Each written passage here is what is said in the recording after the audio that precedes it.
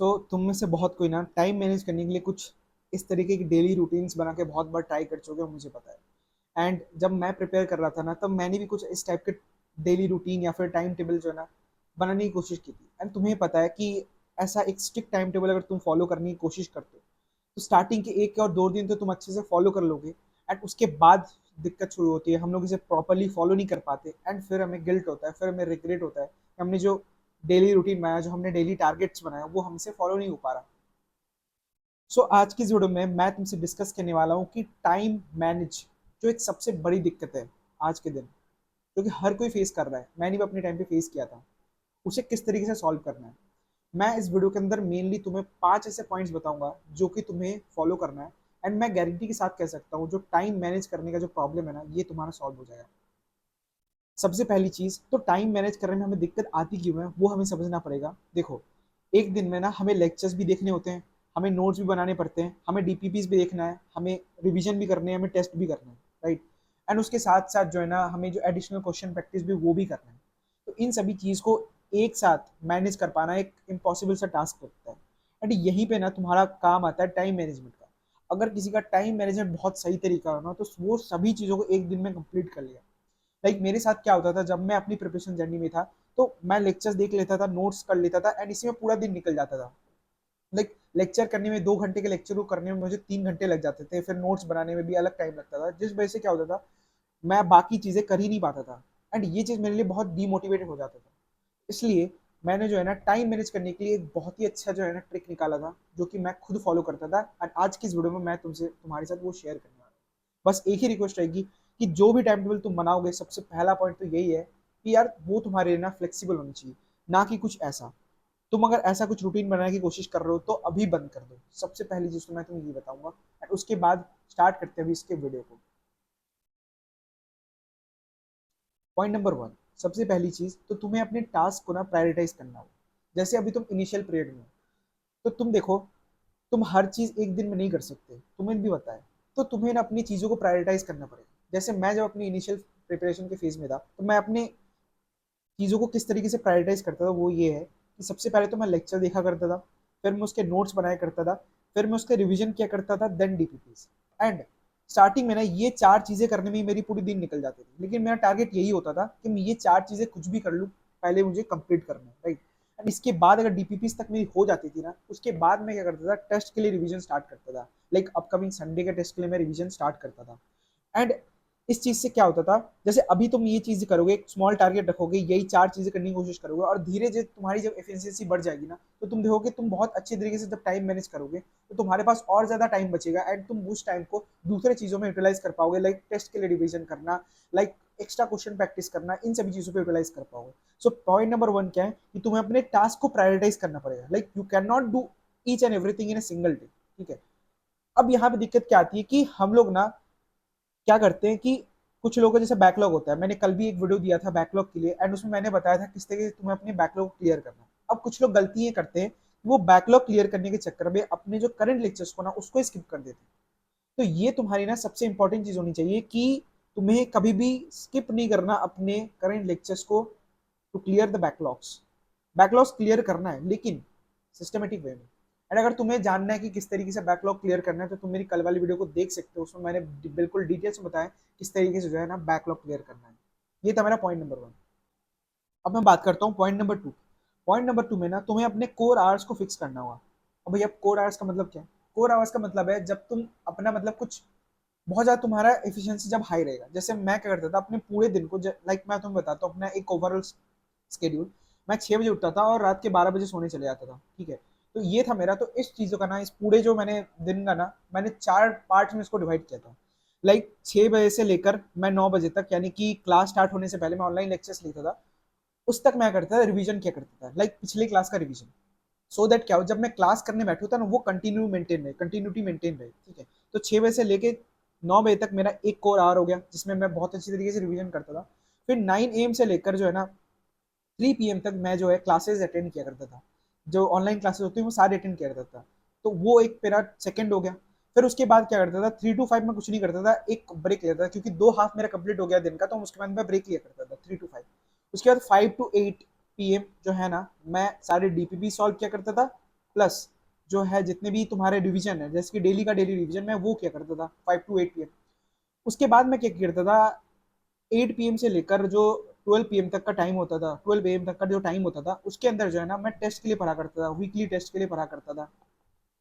ये मेरा पूरा का जो है ना कोर आवर्स था पूरे दिन में, जो कि मैंने 4 पार्ट्स में डिवाइड करके रखा था। और ये तुम देख सकते हो, ये जो है ना पूरा फ्लेक्सिबल शॉट था, कुछ ऐसा नहीं था कि मैं 6 AM को उठूंगा, फिर 6 AM से लेकर 6:30 तक फिजिक्स पढ़ूंगा, 6:30 से 7 तक मैं जो है बायो पढ़ूंगा। इस तरीके से नहीं था, क्योंकि तुम्हें भी पता है कि 6:30 से शायद हाफ एन आवर में तुम बायो ना भी रिवाइज कर पाओ, उससे ज्यादा टाइम लग जाए, है ना। तो इस चीज के लिए ना मैंने अपने स्लॉट्स को बहुत ही अच्छी तरीके से फ्लेक्सिबल रखा था, जो कि तुम्हें भी रखना है।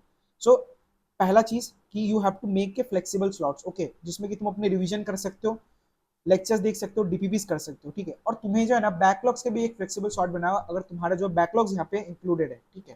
ताकि इससे क्या हो कि तुम्हारा कोई गिल्ट ना है, अगर मान लो किसी चीज को कंप्लीट करने में थोड़ा ज्यादा टाइम लग गया, तो वहां पे ना कोई भी गिल्ट नहीं आनी चाहिए तुम्हारी। ये हो गया पॉइंट नंबर। अब मैं बात करता हूँ पॉइंट नंबर 3 में। तो पॉइंट नंबर 3 में क्या है, मैं ना एक फॉर्मूला यूज करता था, जो कि 6-3-1 फॉर्मूला था।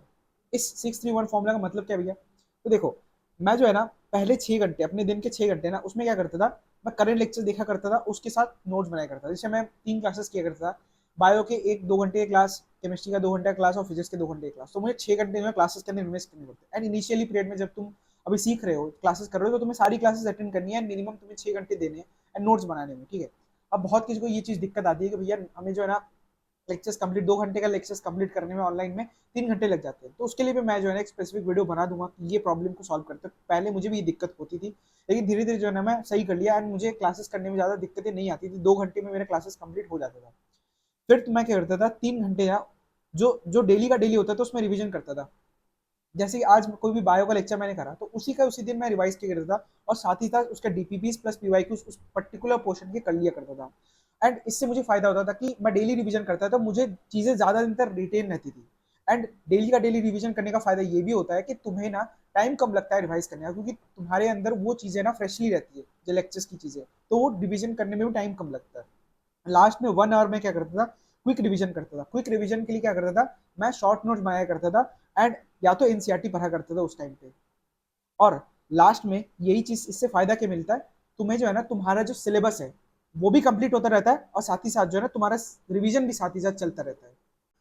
तो अब बात करते हैं पॉइंट नंबर 4 की। तो पॉइंट नंबर 4 में मैं क्या किया करता था, मैं मेनली वीकली टेस्ट रिवीजन यहाँ पे किया करता था, जिसमें क्या करता था, मैं टेस्ट के पहले ना पास्ट के यानी कि 1 या 2 हफ्ते का जो सारे लेक्चर्स ना उसको रिवाइज कर लिया करता था। कैसे, जैसे मैंने बताया कि मैं डेली रिवीजन किया करता था, उससे क्या होता था कि मुझे चीजें पहले रिटेन रहती थी, तो इसलिए ना मुझे कम टाइम लगता था। और मैं सैटरडे, जैसे संडे को टेस्ट होता था, तो मैं जो है ना सैटरडे को सारा रिवीजन कर लिया करता था वीकली। एंड उससे मुझे फायदा होता है कि मुझे टेस्ट के लिए भी प्रिपेयर हो जाता था, एंड पीछे के वीक्स के भी सारे रिवीजन वहां पे हो जाते थे, यानी कि मेरा करंट सिलेबस भी साथ ही साथ चल रहा था और पीछे का रिवीजन भी होते जाता था। तो ये टाइम मैनेजमेंट का यही सबसे बड़ा फायदा है। उसके बाद क्या करता था, टेस्ट जैसे हो गया संडे को, उसके बाद संडे के टेस्ट के बाद सबसे इंपॉर्टेंट चीज जो मैं करता था वो है मिस्टेक्स के एनालिसिस, और जिसके लिए मैंने जो मिस्टेक नोटबुक बनाया था। अगर तुम्हें जानना है कि किस तरीके से एक मिस्टेक नोटबुक मेंटेन किया जाता है, किस तरीके से मैं एनालाइज करता है, उसके मैं एक पर्टिकुलर वीडियो जरूर बना दूंगा। तब तक के लिए तुम्हें जो ये चीज समझना पड़ेगा कि तुम्हें जो अपना करंट सिलेबस के साथ साथ ना टेस्ट के सिलेबस को भी करना है, सो दैट कि तुम्हारी पीछे की चीजें तुम जो है ना वही तुम्हारी रिटेन नहीं तो क्या होगा कि हम लोग आगे बढ़ते जाएंगे, पीछे की चीजों को ना हम लोग भूलते जाएंगे। तो ये मेरा था पॉइंट नंबर 4। अब बढ़ते हैं पॉइंट नंबर 5 में। पॉइंट नंबर 5 में ना तुम्हें क्या करना है, जैसे कि हम लोग क्या करते हैं, हम लोग ना बहुत ज्यादा परफेक्शन के पीछे भागते हैं, बहुत ज्यादा ओवर थिंकिंग करते हैं, ओवर प्लानिंग करते हैं कि हमें ना इस तरीके से चैप्टर करना है, इतना पोर्शन करना है, इतना करना है। तो हम लोग ना बहुत ज्यादा परफेक्शन में क्या होता है, लाइक एक चैप्टर अगर तुम्हें कंप्लीट करना है, एक लेक्चर्स को कंप्लीट करना है, तो हम लोग बहुत टाइम लगा देते हैं। या फिर कोई चैप्टर को तुम्हें जो है ना रिवाइज करना है, तो चैप्टर को रिवाइज करने में 5 से 6 घंटे लग जाते हैं। तुम्हें पता है it is not feasible. Like NLM तुम्हारा रिवाइज करने बैठ रहे हो, अगर तुम एनएलएम को रिवाइज करने पूरा दिन लग जा रहा है तुम्हारा, तो वो सही नहीं, क्योंकि तुम्हें बायो भी रिवाइज करना है, तुम्हें फिजिक्स भी करना है, तुम्हें केमिस्ट्री भी करना है, सब कुछ करना है साथ में। तो तुम एक पर्टिकुलर चैप्टर में इतना टाइम नहीं दे सकते। सो हमें ना परफेक्शन के पीछे नहीं भागना है, ये चीज सबसे पहले तो अपने दिमाग में भर लो कि एक बार में हमें परफेक्शन के पीछे नहीं जाना, ठीक है। तो मैंने वही चीज लिखा फर्स्ट पॉइंट में, डोंट एम फॉर। सो मैंने यहाँ पे यही चीज लिखा है कि don't aim for 14 to 16 hours of study time table. इतना सेटिंग अवर नहीं रखना। अगर तुम 8 से 9 घंटे भी पढ़ते हो ना प्रॉपरली मैनेज वे में, टाइम मैनेज करके कंसिस्टेंसी के साथ, इट्स मोर देन इनफ, ठीक है। इसलिए मैंने एक चीज लास्ट में लिखा है जो कि सबसे इंपॉर्टेंट, वो है कि एक flexible realistic time table is greater greater than a rigid perfect plan, जो कि मैंने स्टार्टिंग में दिखाया। ये जो प्लान है ये बहुत ही मतलब इनकंसिस्टेंस है। तुम एक दिन तुम्हारा हाई मोटिवेशन रहेगा, तुम अच्छे से पूरा कर लोगे, एक दिन में एक फॉलो कर लोगे, लेकिन धीरे धीरे क्या होगा, तुम नहीं फॉलो कर लो। इसलिए तुम्हें जो है ना एक ऐसा टाइम टेबल बनाना है जिसमें कि तुम्हारा वो बहुत ज्यादा फ्लेक्सिबल हो। मान लो कोई दिन कुछ ऊपर नीचे होगी, क्योंकि हमें पता है कि हर दिन सेम नहीं होता, हर दिन मोटिवेशन का लेवल या सब कुछ सेम नहीं रहता है। तो इसलिए ना हमें टाइम टेबल को रियलिस्टिक रखना है, फ्लेक्सिबल रखना है, ताकि हमें जो है ना कोई भी दिक्कत, अगर कुछ भी दिक्कत आती है तो हम लोग उसे मैनेज कर पाएंगे। तो इसलिए अगर मैं तुम्हें इस वीडियो का रिकैप बताऊं, तो सबसे पहला चीज तो तुम्हें अपनी चीजों को प्रायोरिटाइज करना पड़ेगा अपने अकॉर्डिंग, ठीक है। उसके बाद जितने भी तुमने चीजों को प्रायोरिटाइज किया, जितनी भी चीजें तुमने सोचा कि आज मैं करूंगा, जो कि तुम्हारे टू डू लिस्ट में है, तुम्हें उसे एक फ्लेक्सिबल स्लॉट्स के अंदर डालना पड़ेगा। जैसे तुम लेक्चर्स करने वाले हो, जैसे तुम रिवीजन करने वाले हो, डीपीपीस करने वाले हो, क्वेश्चन सॉल्व करने वाले हो, तुमको एक फ्लेक्सिबल स्लॉट्स के अंदर डाल दो, ठीक है। और ये एक फॉर्मूला यूज क्या करो, 6-3-1 का फॉर्मूला, जिसमें कि तुम 6 घंटे अपने मेजर चंक ऑफ काम को दोगे, जो कि मेरे लिए लेक्चर्स देखना था और नोट्स बनाना था। फिर मैं जो है रिवीजन क्या करता था, और लास्ट के 1 आवर में मैं जो है ना क्विक रिवीजन के लिए शॉर्ट नोट्स या फिर एनसीईआरटी पढ़ा करता था, इन सभी चीजों को किया करता था। फिर तुम्हें क्या करना है, तुम्हें वीकली रिवीजन को फोकस करना है, जो कि तुम्हारा मेन टारगेट होगा तुम्हारे टेस्ट को लेकर, क्योंकि हमें पता है कि संडे को जो है टेस्ट होते हैं, तो वो हमारा मेन टारगेट यहाँ पे हो जाएगा। एंड सबसे लास्ट एंड सबसे इंपॉर्टेंट चीज जो कि है वो है तुम्हारा कंसिस्टेंसी। ये चीज जो है ना सबसे मेन है, जो कि तुम्हें मेंटेन करनी पड़ेगी अगर तुम्हें जो है एक अच्छा टाइम टेबल चाहिए तो। क्योंकि कंसिस्टेंसी का मतलब ये होता है कि जैसे फॉर एग्जाम्पल कुछ लोगों को मैंने देखा है कि स्टार्टिंग में बहुत अच्छा पढ़ते हैं, 12 से 14 घंटे डेली पढ़ते हैं, लेकिन उसके बाद क्या होता है वो खत्म हो जाता है, एंड वो लोग दिन के 2 घंटे भी नहीं पढ़ते। ये नहीं चाहिए, हमें कंसिस्टेंसी चाहिए, डेली का 8 से 9 घंटे भी पढ़ो, लेकिन उसको डेली डेली पढ़ो, ठीक है। तो टाइम टेबल का सिंपल फंडा मैंने जो है इस वीडियो में बताया, 5 पॉइंट्स को ही तुम्हें बिल्कुल अच्छी तरीके से फॉलो करना है। अगर तुम इसको फॉलो कर लोगे ना, तुम्हारा बहुत अच्छा जो है टाइम मैनेज तुम कर पाओगे। चीजों को बहुत सिंपल रखो, जैसे मैंने यहाँ पे लिखा है keep it simple. Time table को बहुत सिंपल रखना है, ऐसे कुछ भी कॉम्प्लिकेटेड नहीं करना है ना, अपने आप को ओवर बर्डन नहीं करना, चीजों को सिंपल रखो, एंड तुम बहुत अच्छी तरीके से टाइम मैनेज कर पाओगे। अगर तुम्हें इस वीडियो से इस 5 पॉइंट को फॉलो करते हो, तो मैं गारंटी के साथ कह सकता हूँ नेक्स्ट नाइट, देखो ओवरनाइट में कोई भी रिजल्ट नहीं मिलेगा, लेकिन धीरे धीरे अगर तुम इन चीजों को फॉलो करते रहोगे, तो मैं गारंटी के साथ कह सकता हूँ कि नेक्स्ट 2 से 3 हफ्ते में तुम्हें रिजल्ट देखने को मिलेगा, एंड तुम बहुत इफेक्टिवली टाइम मैनेज कर पाओगे। मैं खुद कर पाया था, क्योंकि ठीक है। सो ये वीडियो अगर तुम्हें अच्छा लगा तो इस वीडियो को लाइक जरूर करना, और कुछ भी स्पेसिफिक क्वेरीज हो तो तुम मुझे कमेंट सेक्शन में जरूर पूछना, और अगर हमारे चैनल पर नए हो तो सब्सक्राइब जरूर कर देना। तब तक मिलते हैं अगली वीडियो में, बाय बाय।